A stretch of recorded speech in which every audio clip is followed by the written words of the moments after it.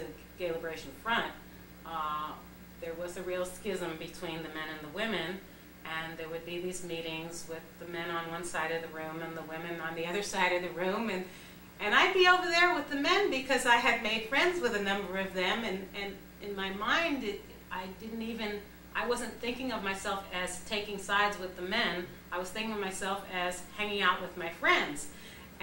But the women were looking at me and thinking, what the heck is she doing here? She's straight anyway. But I was trying very hard not to be. Here was a movement that combined politics and personal issues to such an extent that it took politics right into the bedroom. And I was just very excited about that. In retrospect, I wondered why I didn't connect more with the feminist movement earlier on. And I think that when I was so young, and I think it's still true today a lot for a lot of young women, that until you've lived long enough, you don't always see clearly how sexism is impacting your life. It was much easier for me to get involved with a woman out here because there wasn't so much pressure to be politically correct or anything else. Nobody was taking the stance of, I didn't feel I had to prove myself out here, and as a result, I was more relaxed and could do what everyone in New York seemed to want me to do. I could do it here because they didn't care if I did or not.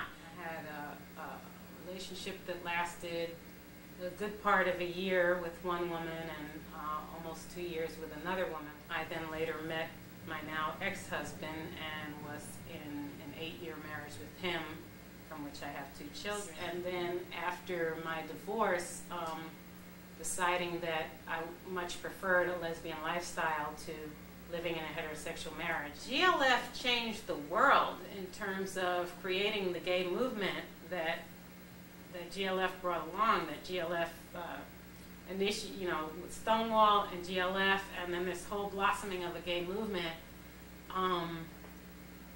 It's hard for me to even imagine what my life would have been like without a gay community, without a gay movement. It's like I found a home where I never was at home in the world before.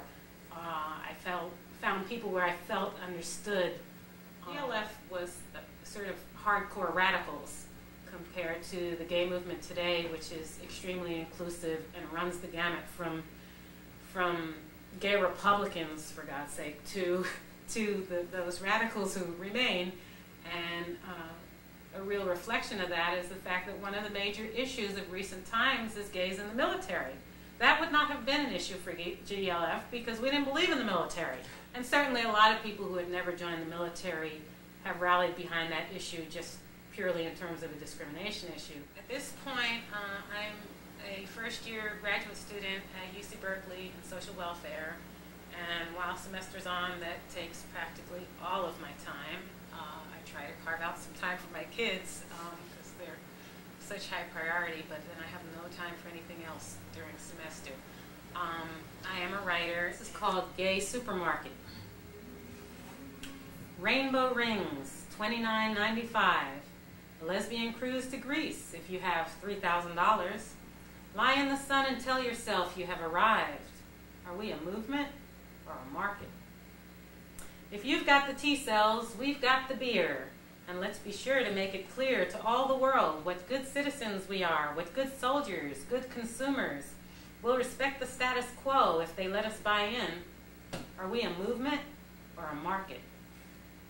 Remember, we bring lots of tourist dollars to the city every year with our parade. Food vendors wait at the end of each march to cater to our thirsty throats and rainbow dollars. Where does the money go on our very own day? Are we a movement or a market? While gay youth still jump out of windows, and prisoners suffer torture for their love, and mothers lose their babies to grandmothers, and thousands keep dying of cancer and AIDS, we celebrate how far we've come with merchandise and yearly parades. Look around. Is this all we wanted? Is this enough?